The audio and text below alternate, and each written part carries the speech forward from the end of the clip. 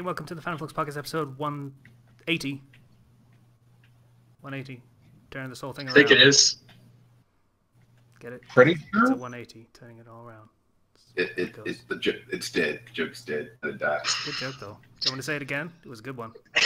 No. It's episode 180. We're turning the show around is what we're doing right now. No. The Fandom Flux turns it around. That's the title. That's...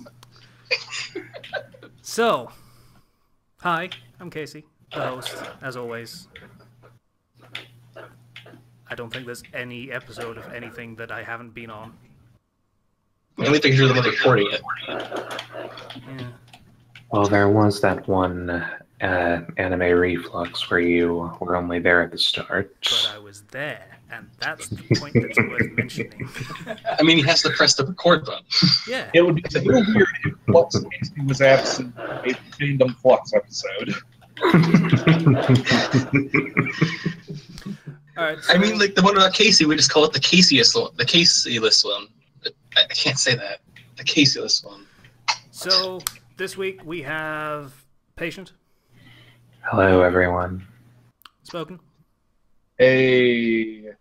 Kenchua, Hi, I'm Kenshi618, and for some reason, I'm more tired from a week off than I am from a week of actually working.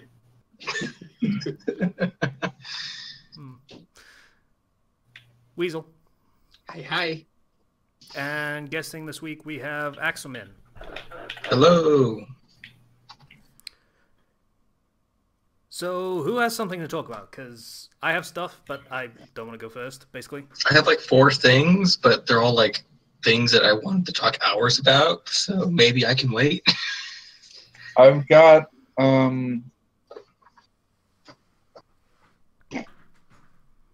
I had something, but it's kind of in the pipeline right now, and I'm waiting for input for some people. It's something that would have been really great for me to talk about 6 hours from now. I guess next week? I guess. Or Okay. you could just put it in a comment on the YouTube video when that releases or something. One thing I do have to comment on that I really enjoy, Domino's Pizza has a program where if you order 6 things of $10 or more online, then you can get a free pizza. And I rang in a free pizza yesterday, and double cheese, Italian sausage, garlic parmesan sauce, deep dish pan pizza. It's not bad. Absolutely delicious. I'm flashing back to that episode where Kenji started the episode by saying that this pizza is delicious. That was, that was the one where Spoken provoked Casey into ranting about Mass Effect again. That's always You never reach the end of your points of the Mass Effect, Cyrus, even though I've now learned to appreciate that series only through game theories, not through the original product. Well, the original product hasn't really aged well. It hasn't. And Andromeda was literally a lot of people don't like Andromeda because it was basically the first. Also a model error. Okay, apparently Not- I have to not make a this specific again model because error. this is literally just all of my points just kind of rolled into one. Andromeda didn't even have a specific model error. It was just a model error packaged and sold as a full-price video game. Did you know the actual default face is actually meant to be a smirk, so it screwed off all the faces? There we go. I didn't do that, but I can entirely believe it. I think they also modeled the alien head, one of the alien heads, as the actual original model for all the others too. So That Okay, that I just linked is a retrospective of the entire Mass Effect series. It's where most of my points come from, I'm not going to lie. It is about What's wrong with 100,000 words, I think, and he basically just runs through the entire trilogy of just running through where all of the writing problems came from and what the results if you were. want to put that in, that will be in the description. Yeah, well, yeah, that's why I'm linking it there. So I've got it in the notes. Oh, all right. So now would be a good time to change the subject so that we don't even entertain the possibility of hurting Casey by having him rant about it for a third time. I have Okay, not cool, slept cool, in the cool. past 20 hours. I do not have the energy. That's why I just linked that. I'm just going to say go nuts. That's all of the points I'm ever going to make. Okay, cool. Who here knows of SMT? Who here's an SMT fan? Shin Megami Tensei? Yes. Yes, here, yo. Hi? Not I. Okay. It's the series Persona came off of. I played through the first 2/3 of Persona 4, and I looked at the intro. I beat Persona through. I broke Persona 5 100%, and I've beaten Apocalypse, SFP4, 3, all the Digital Double Saga games, played the Raito games. So you're a fan, is what you're saying. Yeah. Yes. I also am the only one that actually has the only long form Shin Megami Tensei Apocalyptic. This. And I still have no one to edit my shit because I'm chronically lazy and I just need someone to edit it so it looks nice.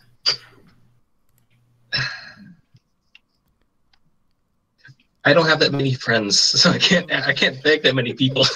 I don't even know what Apocalypse is.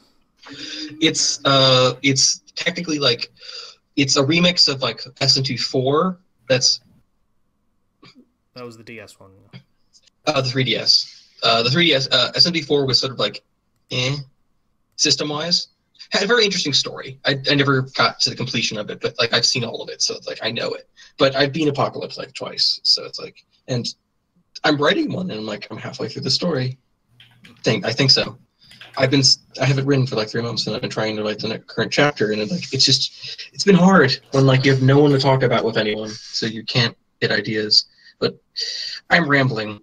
I warned you guys I would be doing this. Sorry, hard. Welcome to this podcast.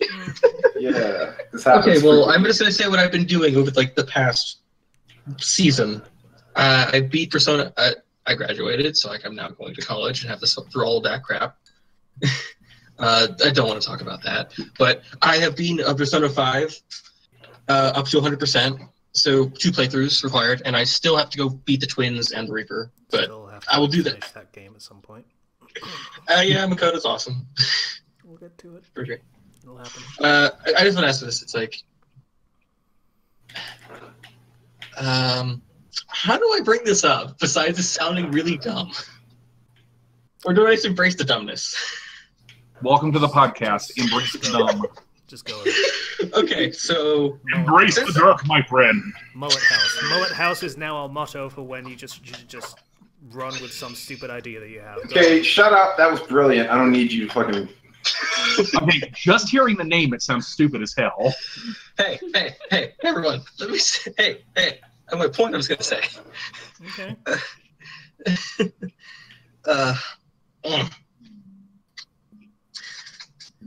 So, the game makes it really hard to not want... The game really pushes for Makoto, and it's also like... It's a weird thing where it's like...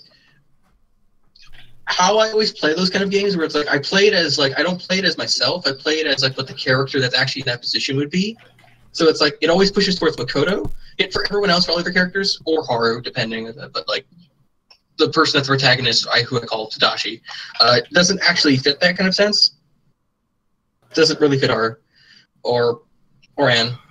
I'd argue actually that it does what pretty much all of the Persona games have done, which is pair the main characters off pretty evenly, like Ryuji, Makoto, Anne, and I'm gonna say Yusuke, and then the protagonist Futaba, and then don't spoil me on the rest of it because that's about as far as I've gotten into the game.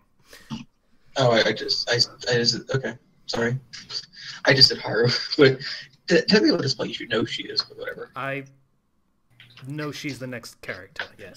Yeah, her story, her part of the game is sort of the weakest story-wise. That's all I'm gonna say.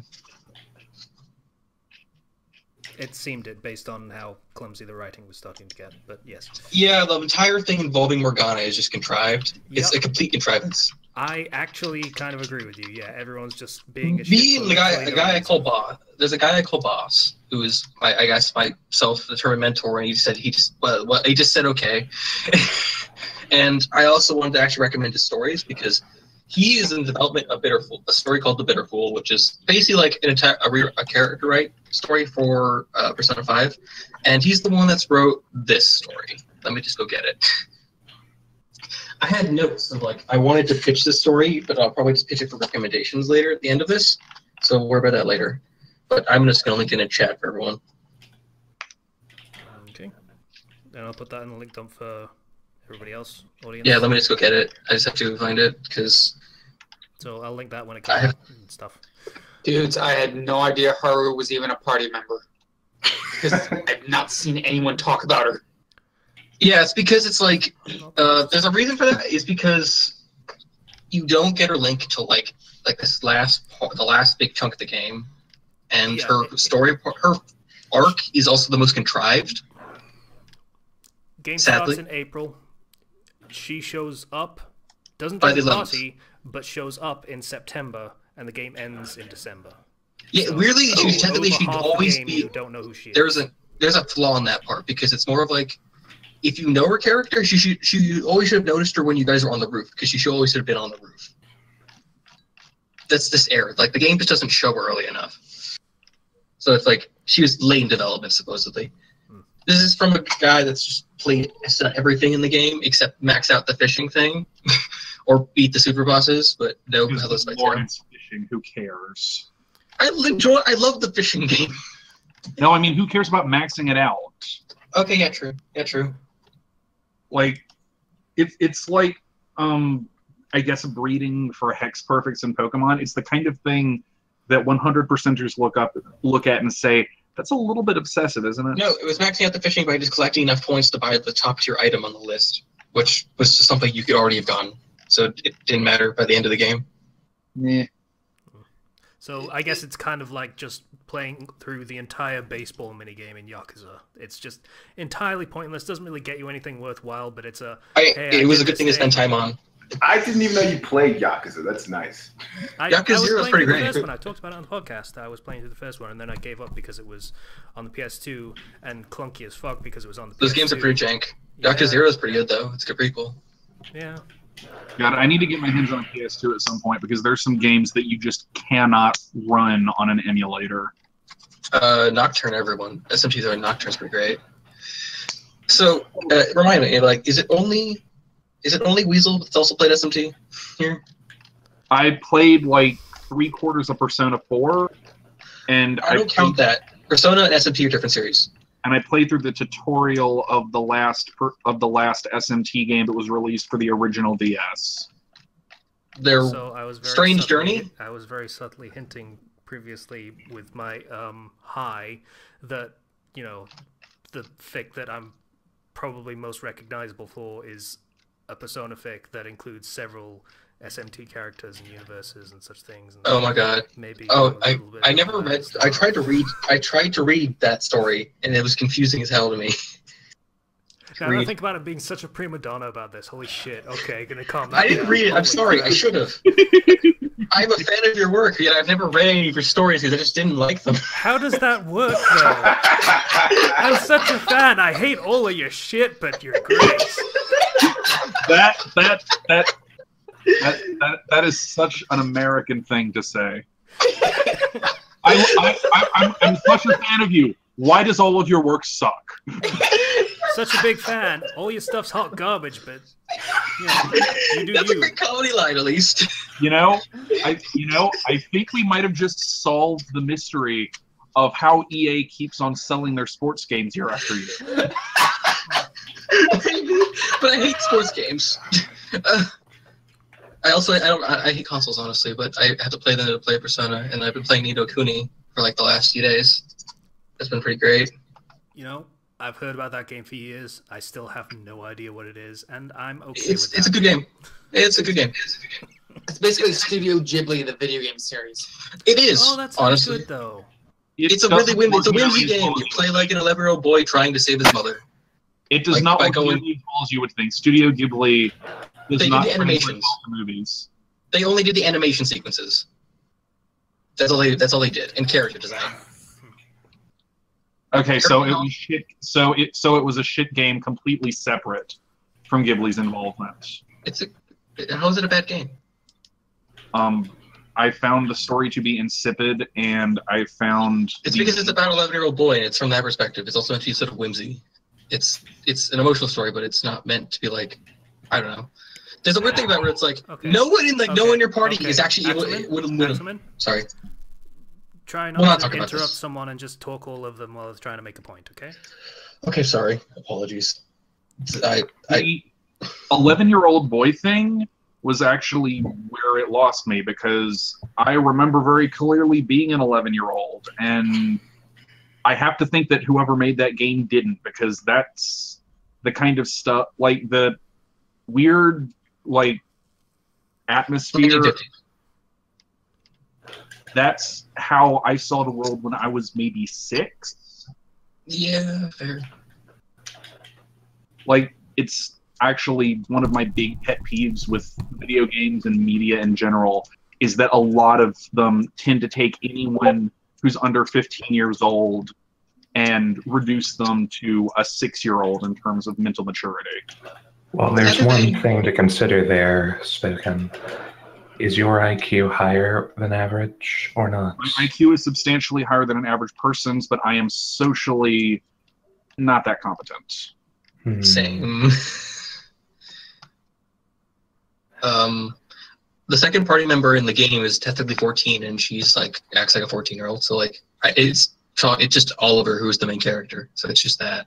Yeah, It's also 1950s America. That kind of speaks to what he's talking about, though. Like, teenagers are treated like teenagers, but if you can be labeled as a child, then you just fit the one definition of child for whatever age you are. I mean, he also grows through the story, but it's fair. I don't know. I might just like it because it's like how I like Shinya in like Persona 5, where it's like a big brother complex, I guess, or not like a complex, but it's like I like the feeling of just being like a helpful person for like helping a kid through their own issues, I guess. I don't know. But nevertheless, I got sidetracked. The last symphony's in which is this. I will explain it at the end. Okay. I have like a script that I wrote for this too. Okay, that's more preparation than most of us do. I say most because I bet Patient does. It's because I'm friends with the writer, and like he's my mentor, and he's pretty great. And I also might have like inspired myself based off his work, so it's like. When you say wide awake, do you mean you've had too much caffeine today? Huh? What? I heard you say I'm also wide awake. I didn't. No, I think it said something incorrectly. Patient, it looked like you're about to say something. Nah. Well, if the subject was done being discussed, I had a bit to talk about from my week. First of all, who here is familiar with the Pikmin series? Yo. Shaky hand gesture. I don't. I don't know what that is. I bought I repurchased the original Pikmin game for nostalgic value. Well, not really repurchased. I played it several times in the past, but that was a copy that I borrowed from a friend. I've owned Pikmin 2 and Pikmin 3, but not the first one. Replaying the original GameCube version has been a challenge, and not in a particularly good way. An adventure in controller snapping frustration at the crap interface?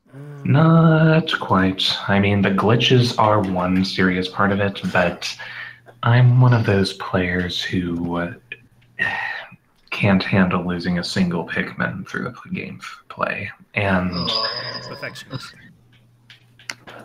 Something like that, yeah. And narcissistic perfectionism. It makes it. It's not just some enemies. Like the burrowing Snagret is giving me serious trouble, and it took me a few hours to beat the beady Longlegs. But it's the glitches in the game are really irksome to me. So someone less patient than I would have long since stopped the attempt and just allowed the Pikmin's deaths to go through. But I just can't do that. So I remain trying again and again to get past the burrowing Snagrets without losing a single Pikmin, which is proving difficult. Probably going to have to take a handful and spend the whole day whittling them down. On another Pikmin-related note, I looked up a few short films created for the Pikmin series. Like officially or fan-made? Officially, actually. Yeah. They were pretty entertaining. 3 different films, one a minute or so, one a few minutes, and one longer than that. Each one just covering an somewhat plausible scenario in the Pikmin series. It was quite interesting.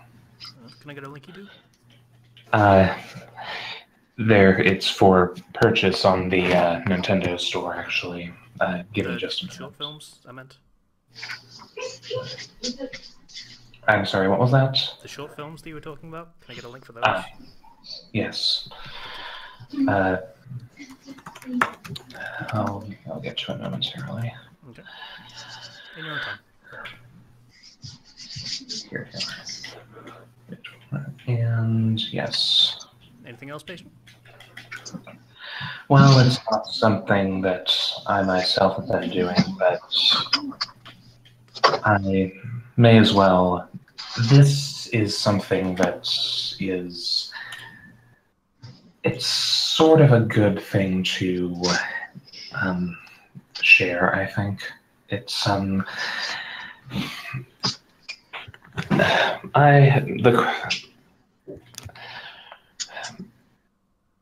of the better Omake writers, one of the more passionate fans we have, Ex Nativo, he shared an interesting experience yesterday. He comes in saying that he effing hates movie theaters. I remark that there must be a story behind that statement. And he says the following. There are several stories behind that statement. I just added to the pile today. Some disgusting mother hocked a effing loogie in the middle of the movie, and it landed in my effing popcorn. My $12, actually somewhat fresh and appetizing popcorn. I only got 2 pieces out of it before I had to throw it out. Who does that? Well, that motherfucker, apparently. Clearly. Welcome to justifiable assault charges. My girlfriend and I were both left speechless, and he continued, I don't even know what happened in the movie. The new Despicable Me went because his little sister was going with a group of friends and needed a chaperone. He was too angry for the entire duration of it. He then adds, I wanted to sit in the back, but it was me against 5 girls who all wanted to sit near the front. And seeing as the last time I sat away from them, one of them got effing groped. That one he apparently saw. He got up out of his seat, went over him, and Sparta kicked him right in the gut. Exorcist was a cool dude. Not gonna lie. Cool. Yes. Yes. He is, yeah. Australian. Big brother mode activate. That's how you do. Says the little brother. Says the twin right here. My twin sister has crippling anxiety. I'm a twin too. It doesn't really do much. You have a person you're always annoyed around. Oh, actually, my twin brother and I were thick as thieves. There was very little things we didn't do together. I mean, like, my sister has, like, crippling anxiety, so it's hard.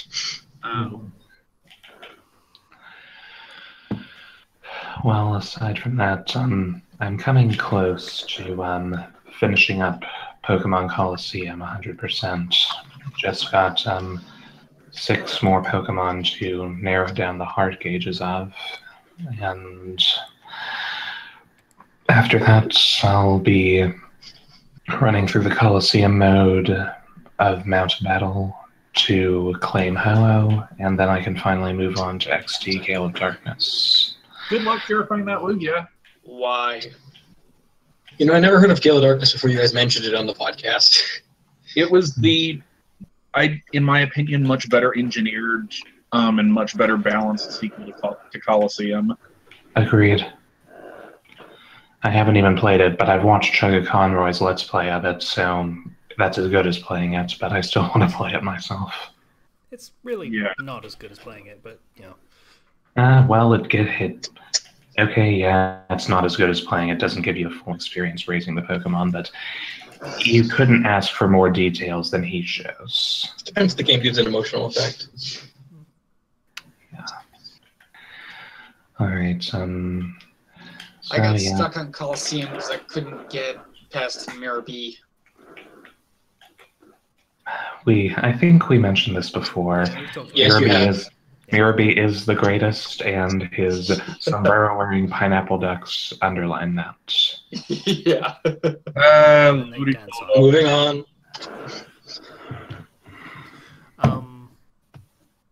Alright, I guess I'll go next. So, back in the day, did anyone watch Extra Credits? I haven't subscribed to it. I just haven't watched it. I'm probably gonna binge watch them for 2 days straight eventually. Yeah. So for those that don't know, Extra Credits was a show on The Escapist way back in the day when The Escapist had other shows than Zero Punctuation that you would want to watch. Yeah, all those went away. I'm not entirely sure why. I can't imagine it might be because they just kind of shit the bed when they were designing the site and everything. Anyway, so at some point they lost Extra Credits due to various degrees of mismanagement, and after moving through various different channels, they ended up on YouTube and decided to start a history show called Extra History. Which I suppose they get wrong all the time. No, the guy that writes Extra Credits is actually, I think he was a history major.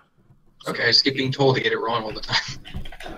They embellish a lot, is what they do, for the sake of telling it as a story rather than just dry history text of, in such and such a year, such and such went to such and discussed the trade treaty with such and such and such and such, for example. So they tell it as a story with, pathos behind it and everything, because, real events actually have that, just inherently.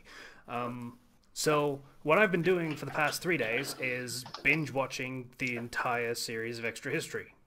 And as of 10 minutes before starting recording this episode, I was on the last episode, the most recent one that came out. There are 154 episodes of this. That explains your non-existence of sleep. Not sleeping was kind of unrelated, but okay. Yeah, this is a fantastic series.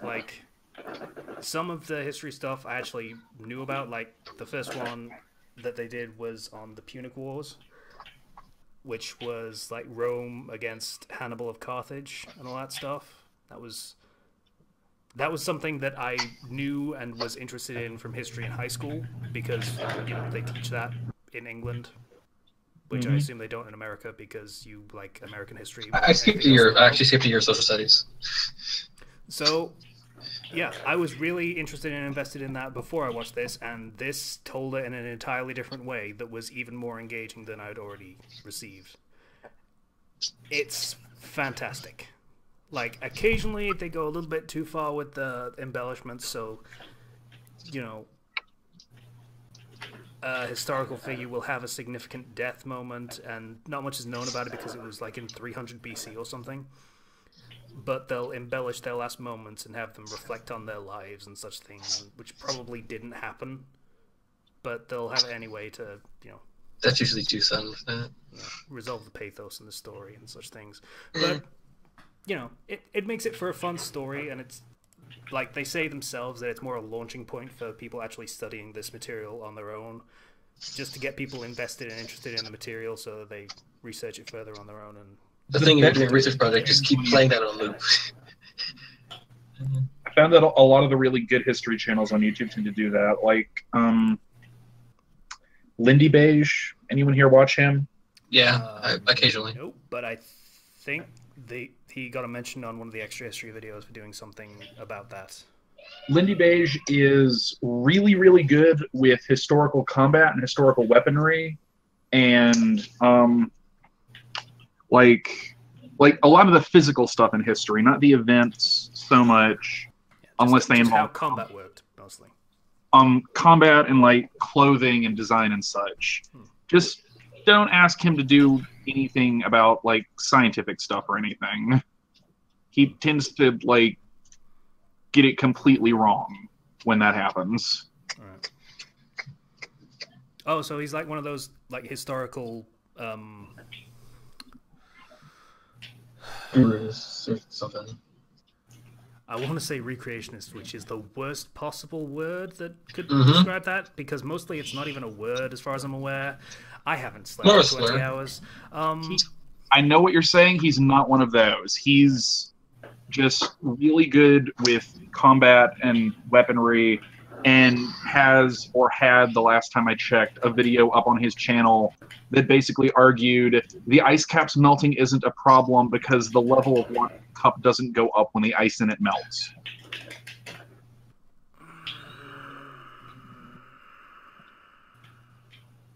Well. Yeah, okay. He's really good with history. He's a historical enthusiast. He just doesn't know shit about science. Yeah. This is why you don't really talk about like global issues in general. This is why you don't discuss. Weasel, you mic. Weasel. Oh, my roommate's kids are here. Sorry. This is why you don't discuss plate tectonics with an engineer. Yeah, like technically you would think those fields overlap, but they kind of don't. Not really. Sorry, overlap. Tectonics. You think you're funny? I didn't notice that until you said that. Oh God, why? It's so pathetic. It's funny actually. That's not being how pathetic it is. Thank you, patient. Overlap. For people like people in the video, like overlap and for everyone like watching the video, it's patient face palmed.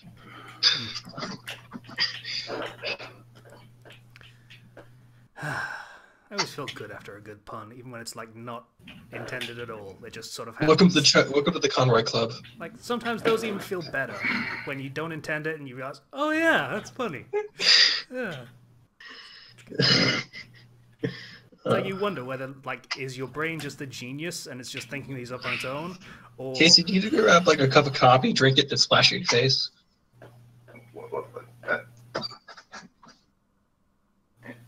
Anyway, so anyone else got anything to talk about? I guess. Ken, I do. What have you been doing for the past 2 weeks? Me? Nothing. I told you, I've had the week off. I made it a point to do nothing. Yeah. Any games you played? Nothing indeed.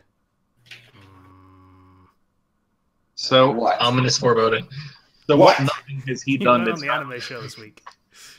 There's a reason for that I don't want to go into. Oh, okay. Fair enough. It's fair. You guys need to know all my business. That's true. All right. Axormin, do you want to talk about something else? You want me to just bring up a general topic for everyone? You had something else, is what you said. Yeah. You had a script. That's for that's for recommendations. That's just me how I'm going to explain what Last Symphony is to you guys. So like, that's something else. Okay. And then the Bitterful is not being published yet because it's still being made. And then Boss is going to finish Last Symphony first. So like that's going to be like a few months. But nevertheless,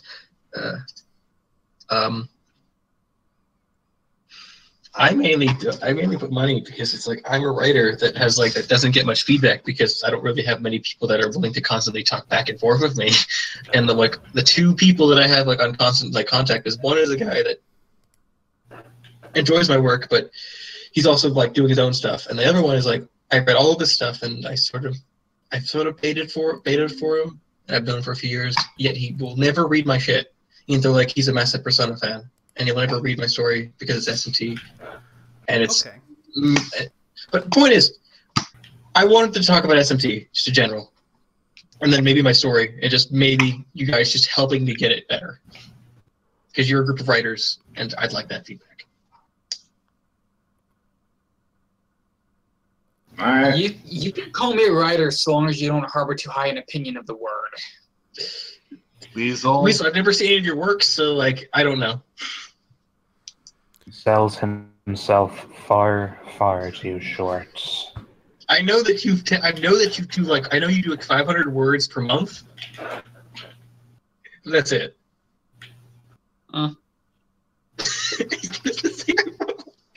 The writer's block joke that we made a few episodes ago. Yeah. Screw you. I mean, you're a weasel that's being hanged by cybernetic threads. Why can't I kick it? I don't. Hey, Weasel. I don't think he's your type. Yeah, no thanks. Alright, so, what the hell are we talking about? Your mama. Please refrain from that, Weasel. Yes, I second that. Right, so, Okay. basically you wanted to discuss things with other writers and stuff, and your work, specifically. Yeah, and... Can I make a suggestion? You okay if I just talk about my stuff, like, just for a moment? If that's just one of you guys, just so you get an understanding of what I'm talking about? Before that, can I make a suggestion? Yes. You tried space battles. I have not really been about. I don't. Sort of like I've read parts of With This Ring, and then I stopped. Like, Have you considered Sufficient Velocity instead? I've never heard of that. It's basically the same site, only with stricter regulations. So I bring it up because basically what those sites are, they're havens for people that will just critique the shit out of people. I also don't want people just being shitty to me. Not necessarily being shitty. Most of the time, like, I imagine, I don't have much quality reading rubbish stuff on Space Battles, so I don't know. There might be like a minimum quality bar for where people will just kind of be shitty if you're below that bar. I don't know. I haven't checked. I think I'm above that bar. Okay, I recently saw a fanfic on the front page for recently updated fics on Sufficient Velocity that was something I would have been ashamed to write in middle school, and people were still giving it constructive criticism. Yeah, they're very fair on Sufficient Velocity. Spoken and I publish The Few the Proud on there, and it's gotten very fair critique. Yeah. So if I go if I take P-Score and then like if I just put it on that site, will I just get some critique about every chapter besides grammatical stuff? It depends on people actually going in and reading your stuff, but yeah, that's pretty much what. I mean, depends if like there's an SMT section, because I'm the only one that's thrown for. There aren't separate sections. It's just a creative writing forum, and you just there post aren't a topic with your story. There aren't separate sections for anything but Worm. Yeah, Worm is big enough on those sites that it requires its own section.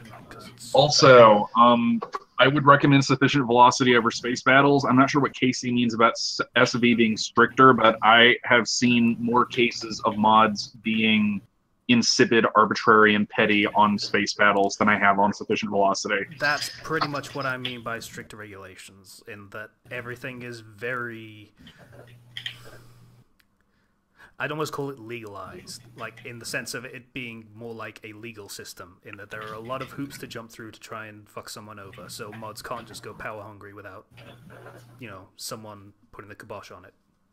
Also, I also don't really do well with, like, just forums, because I personally actually enjoy, like, the fanfiction format, or at least, like, how it's just, you put it in, edit it, it's good, there you go.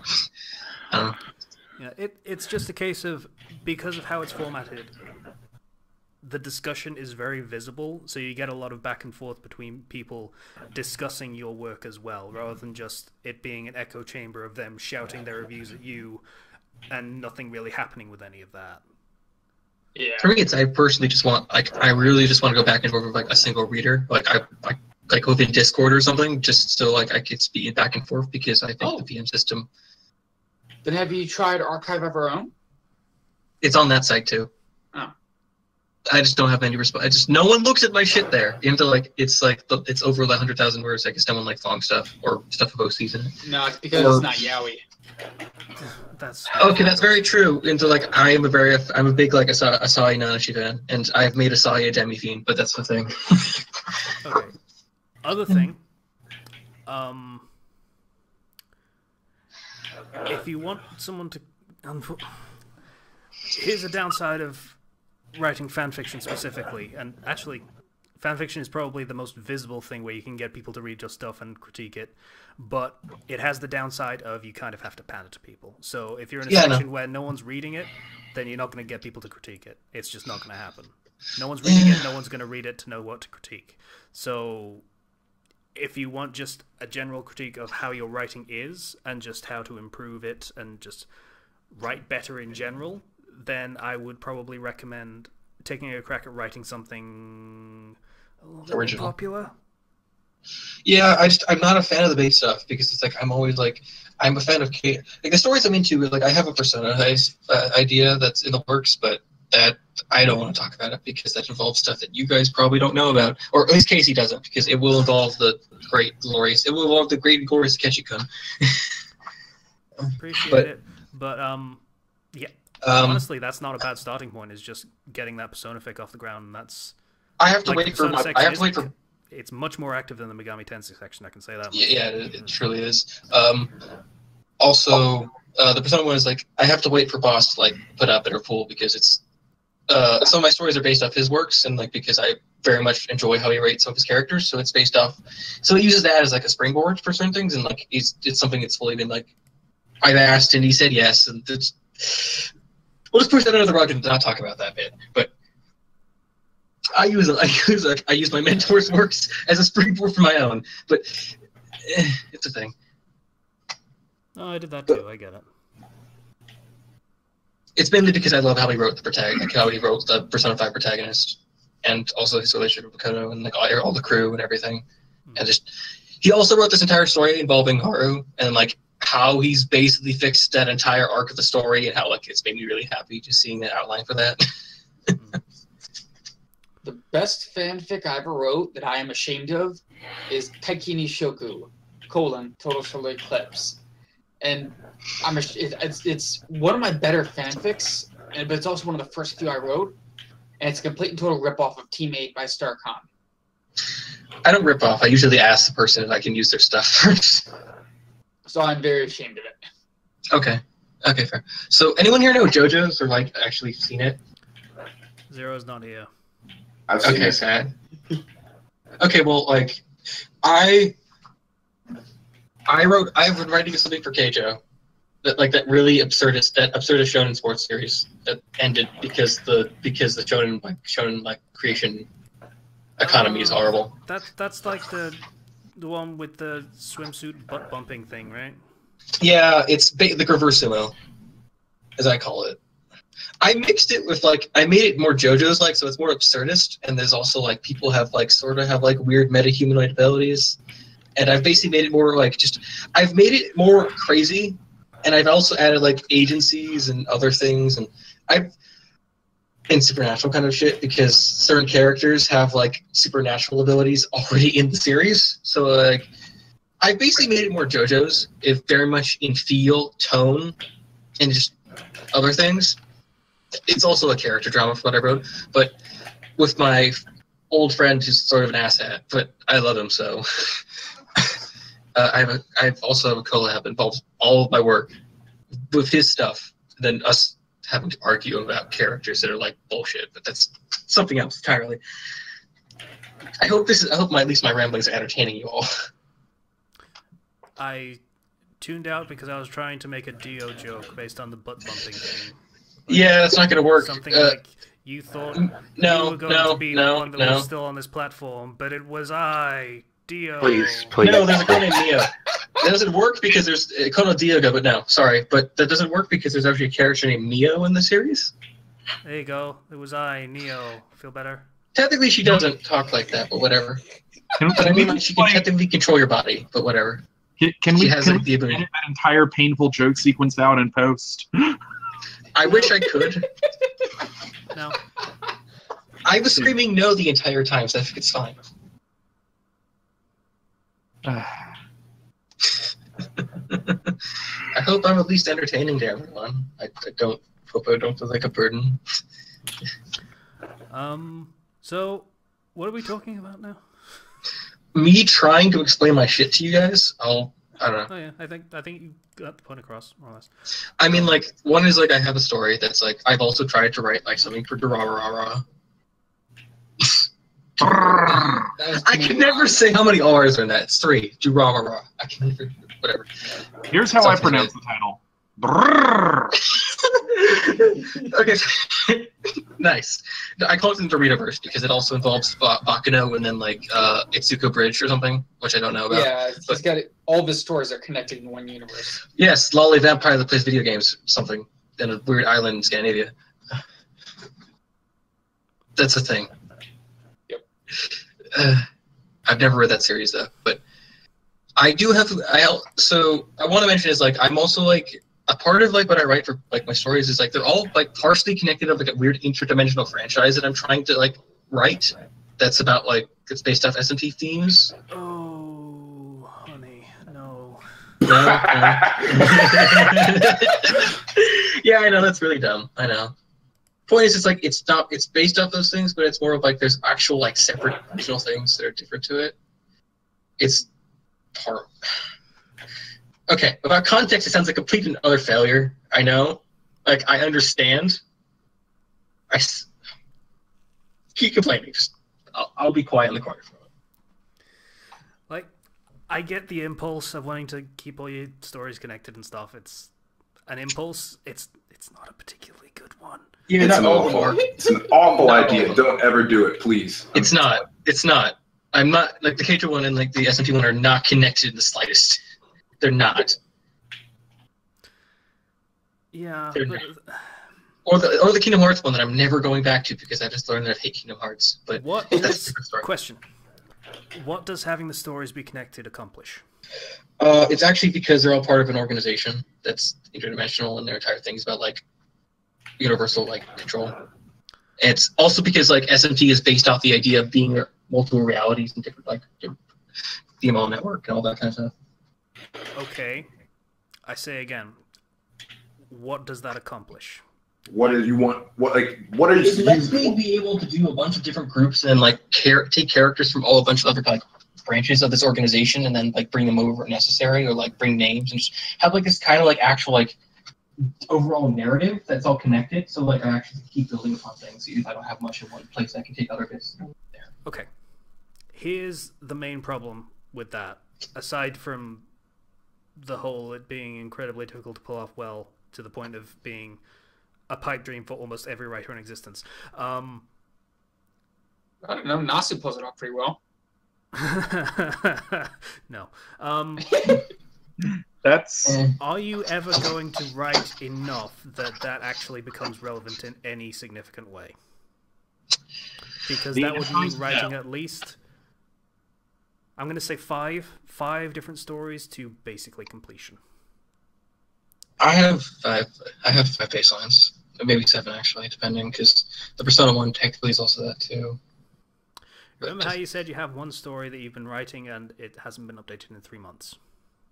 Yeah. That's because as time goes on and as you keep writing, your motivation starts to dwindle, yeah. Yes, it does. Doesn't matter what story it is, and it's constantly a battle to try and keep your motivation up for every single It's why story. that's why I have a rotation of multiple ideas. I have like the Konosuba one that I'm probably never going to get to do. Have you watched all the Konosuba yet?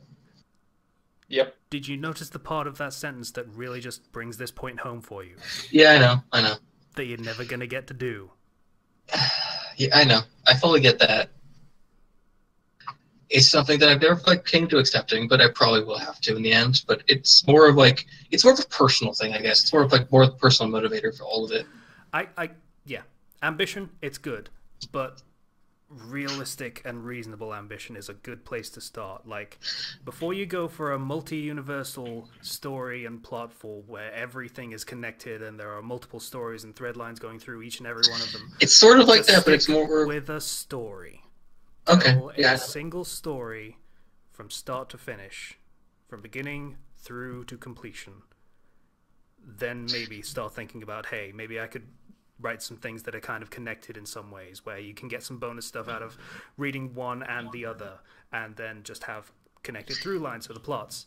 That was the plan, actually. And then maybe consider doing a whole multiverse spanning story. It's not even a multiverse. It's more of like I just wanted like it's more of me wanting to explore. It's more of the connecting point. It's more of the bit. It's not like multiple universes kill lighting, because all of my stories will end with that universe usually being destroyed, and then the certain group of people, like that general cast, being taken from there by the organization for usage. Usually that world being destroyed for other things. So it's like mostly it's just like the cast of characters that I'm creating and then using them for other things. It's more about those characters and not like the actual worlds they're in. Okay. Question. Have you ever seen the film Apocalypse Kiss? It's kind of obscure, so it's entirely possible that you haven't. No. I probably should. If we're not. It's a sci-fi film where in a futuristic version of Earth that is kind of just a slum because everything's just kind of gone to shit, there is a murder mystery where there is a serial killer that is trying to get his name known across the world as this horrifying serial killer.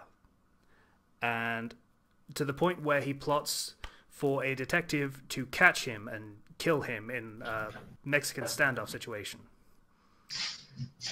And this happens. But the detective foils the plot by refusing to let the serial killer be to earn the notoriety he so desires. I think I've seen this movie. It's a good plot. It's not a good film. It's a good plot.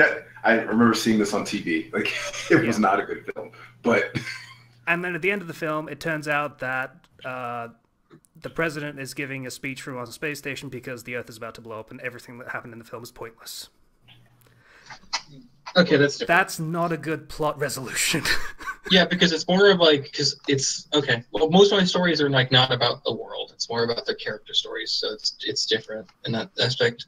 It's more about It's more about the character's journey to becoming what they are, as they are, and like the general universal like concept. Because yeah.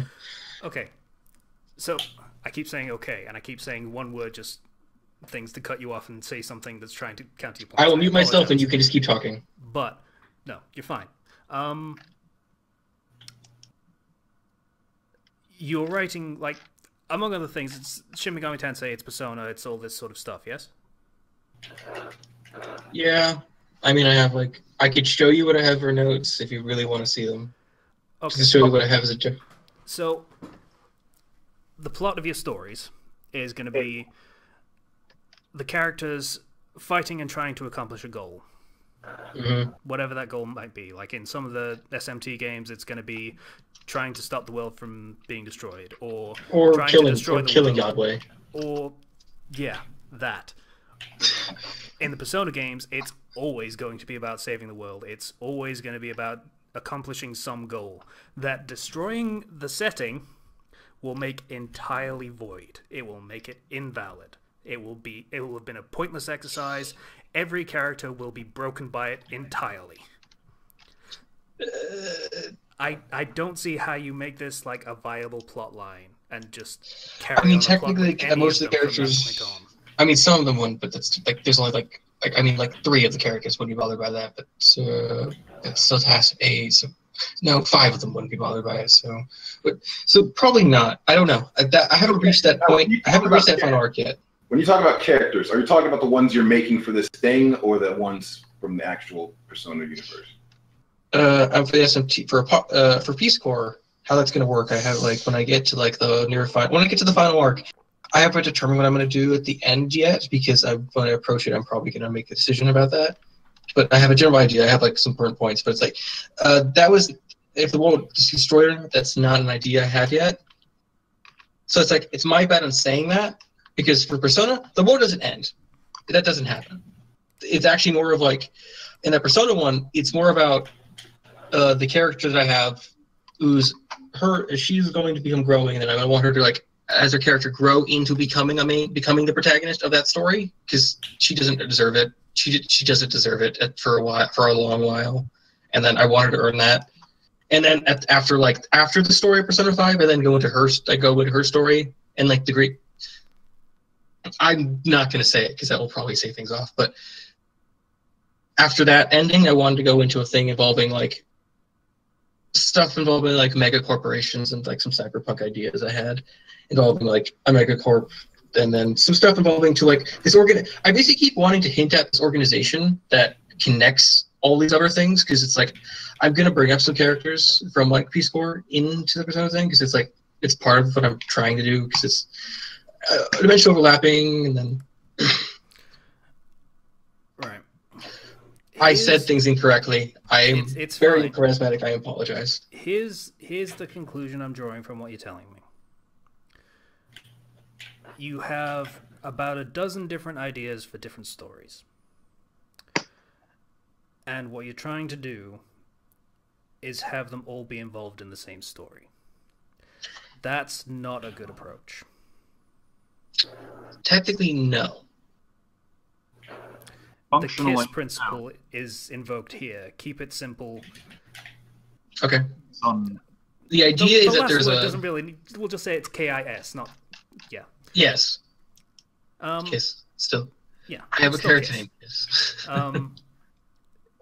Don't overcomplicate it with too many elements when most of them just aren't going to be worth exploring. It's very simple for me. It's like it's more of like it's simple for you because you're the writer and you know all of the details. The audience will not.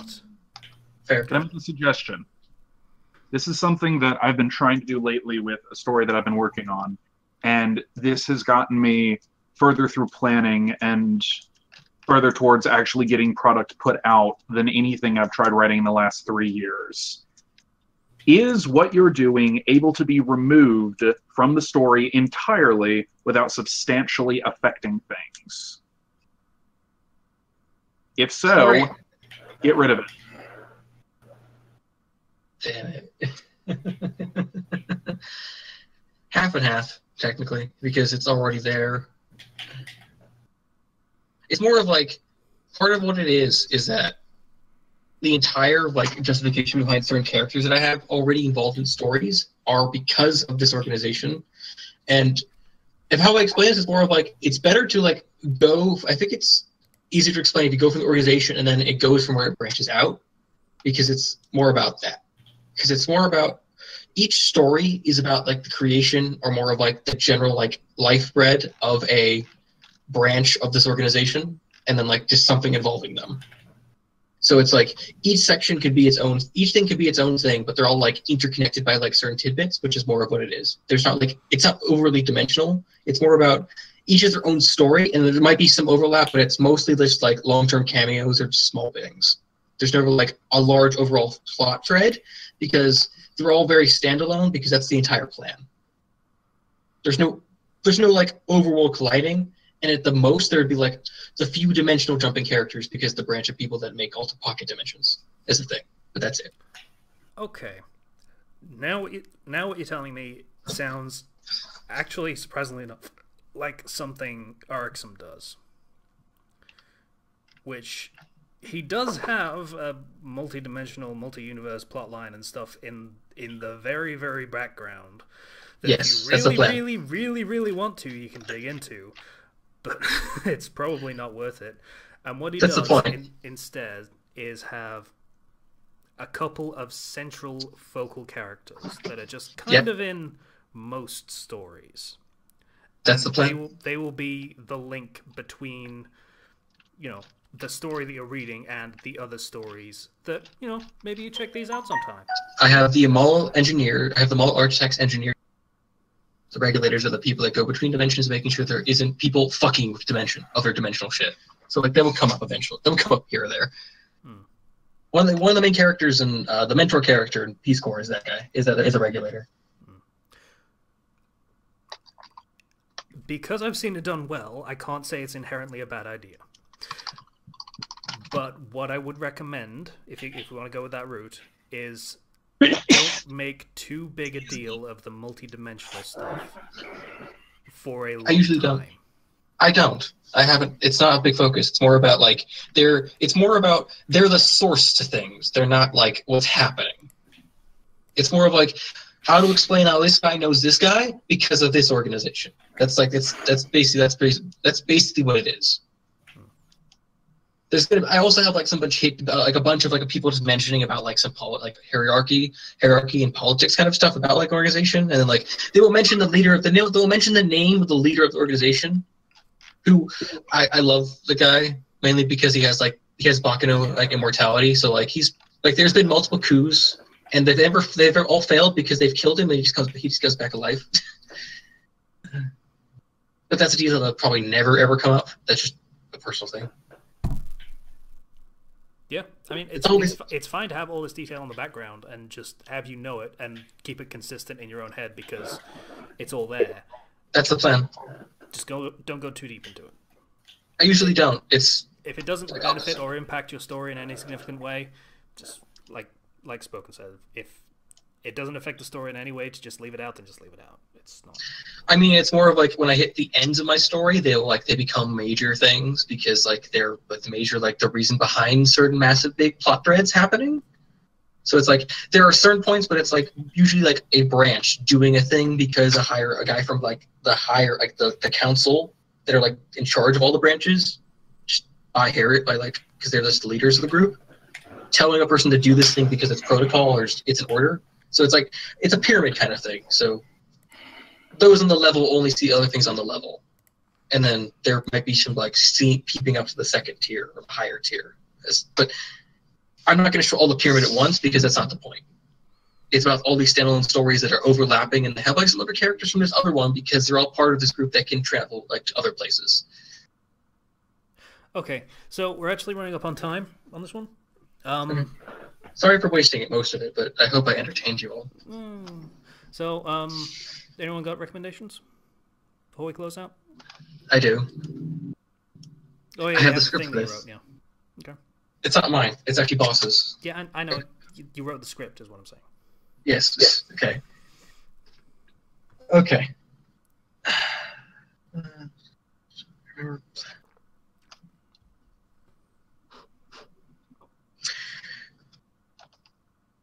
Okay, so it's a Persona 4 story. It's a Persona 4 C story that's about a character named Kiyane Ikikura. And it's mainly about the character.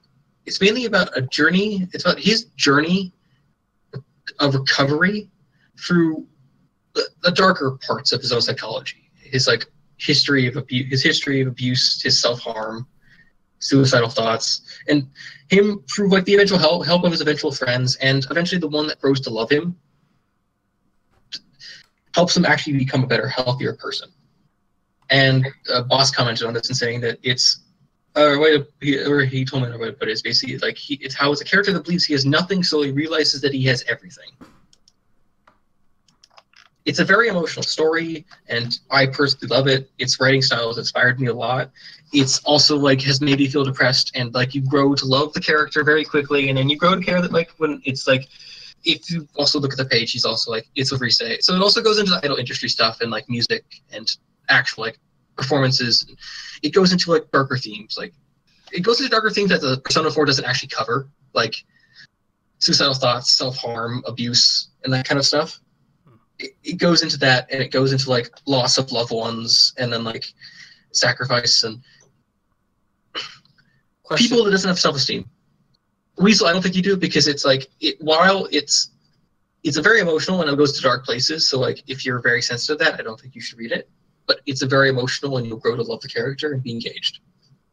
Question. Yes. It says the pairing is OC Risei, and then another character is the protagonist. So that means that Rise is not being paired up with you. So that No, that's a the OC? Yukiko. Kiane, the guy I was talking about. Ah, okay. Yu is his own thing, and he's a Yukiko. Just to bring that up. Mainly because boss saw that it's like that's just how it works, how it fits. Also because it's like the story sort of pairs itself off pretty well like that, where it's like Persona pairs off the characters, I guess, in ways where it's like in Persona 5 it's Ryuji and Anne, or like Yusuke. I'm not good at it, but it's like you have Kanji Nato, Chie and Yusuke, Yu and Yukiko. Pairings, no.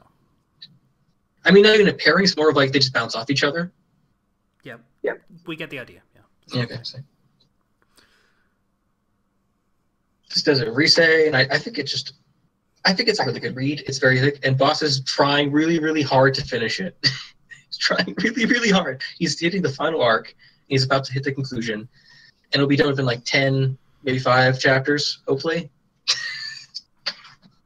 Depends on how large they are. Okay. Does anyone else have a recommendation? Yeah, I got something. Oh, go ahead. Go ahead, Tater. Okay. I've got one. It's a have I recommended Maincraft yet? No. Nope. It is a Worm and Minecraft cross. Actually, really interesting the way the author has combined the universes. So I imagine Taylor ends up being a spider jockey at some point. No.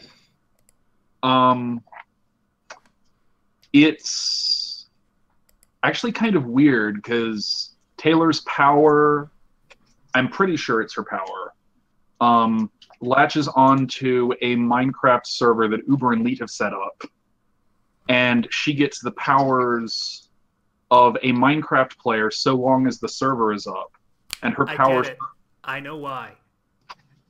It's a buggy server.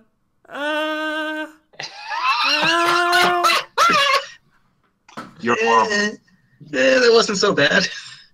You're horrible and you should feel horrible. That was perfect and you know it. Okay, I feel like your ego should like delve down for a moment just to accept it. You need to get more of a sense of humor, Spoken. We like hearing you laugh like Brooke more. Who's Brooke? From One Piece. Okay. Oh, wait. Oh, I'm remembering now. Okay. Gotcha. I forgot that. I usually do have a sense of humor. I'm just kicking myself for having never made that pun myself before. No, it's pettiness. It's pettiness. I'm normally supposed to be the pun guy, and I completely dropped the ball on that one. I mean, there's no buts about it, really. Alright, so you were saying she gets attached to a Minecraft server, and yeah. then... And the server itself starts modifying the game and pulling in like modded stuff and things from other games, including an RPG-like class system, which is really interesting. And I think I've seen that. It's interesting the way the server starts to spread over time. She gets invites that can bring other people into the game, and it's some really interesting stuff, including the weirdest, not the weirdest, but the most bizarre, actually effective way of dealing with the Dallin family situation I think I've ever seen in a fanfic. Can I have some context to that? I try not to give too many spoilers in my recommendations. Okay. Like, have you read Worm and thus would understand any context? I've never read Worm. Then probably just give it a miss. My sister has read stuff, and then she'll explain stuff to me. Oh, great, now she's over here? It's a crying worm. Oh, the author also wrote 2 other things that's on my to-read list. I'm flailing my arms to make her go away. Go. No. I just heard Worm, and I'm like... Oh my god, bitch. Go. Do it. No. What are they talking about, Worm? Well, this is awkward. This is very awkward. Is it just me? Or she sounded a little like Fran Drescher. Who's that? I don't know how to explain who Fran Drescher is. I'll just link to I don't know, Google or something. Anyway, whatever that was seems to have stopped. So, Spoken, what were you saying? Resolve the situation in a novel way. Yeah. And is, while it is to a degree following some of the stations of canon, at the same time, there's some really interesting original points of conflict developing that take it away from a lot of the more standard follow the plot farm fix out there. I think it's an interesting concept. I think some people might enjoy it. Okay. I don't read Worm, but you know, whoever reads Worm will probably enjoy it. I'm sorry, I'm just kind of rambling. Anyone else got recommendations? Yes. I have more. I'm going to stop you for a second because it sounds like Kenchi might. No, I said I was gonna say no. I was gonna say no. Oh, you said I thought Kenchi's wanted something too. I'm such a toady. Well, yeah, patient. Do you remember that Harry Potter fanfic I recommended a while back called Dear Order? Yes. It has a sequel now. It does? Huh. That's news to me. I'll have to look into that. Well, I came across a Death Note fanfiction with a similar premise. A lot less plausibility and a lot less plot. It seems to be designed... No, it is designed clearly just for laughs, but I'd recommend it. It's funny. Could never happen, but it's funny here. Okay. Dear L. All right, Weasel, your recommendation? This is okay. While I question how well it's aged, this is one of the first fanfics I have ever read. It's a Naruto fanfic by Night Hunter MGS called Brother Fox, Sister Falcon, Path to Genin. Okay.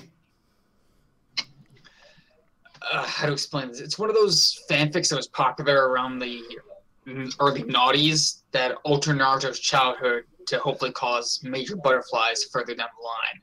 Pretty sure Naruto came out in like 2005, but okay. Before it became an ups and low, before it became a series of ups and downs. Well, it was one of the... I patch wolf. Right. This fanfic is so old, it was created before fanfiction.net introduced its character selection thing and cover system, because it does not have a cover. Casey, you're super wrong, by the way. Naruto came out in when? 99. Really? Yeah, Yes. The big three all started in the 90s. One Piece is still going strong. Super great. It's like 72% story. As like the writer expressly said. Sure. Uh, Started in 2005. In this 20 case, years. Naruto is helped along by a OC ninja named Hayabusa Mina. Falcon something. It only got 2 chapters out, but at the age I read it, I was impressed. I don't know how well it's aged, though. You should probably have checked beforehand. Yeah, I probably should have. I have like a bunch of other recommendations if you, but I might just want to recommend my own stuff just so other Sticking people. to one because we've got like we're 5 like minutes. 15 minutes over time. Also, Okay. Bleach started in 2001. I was wrong about that too, though it wasn't 99. Just saying. One Piece started in 97, I think. So Yeah. So yeah, I guess we're calling that an episode. So I also recommend my own things, but whatever. That'll be in the chat too. Sorry. I'd like to thank you for listening to Fandom Flux Crew episode 180. If you'd like to get in contact with us, you can do so through your channel with comments. Please do it on Patreon if you're also inclined. Once again, I'd like to thank everybody listening to the Fandom Flux Crew. Goodbye, everyone. Get off my lawn. When did you buy the lawn? Sorry. Bye now.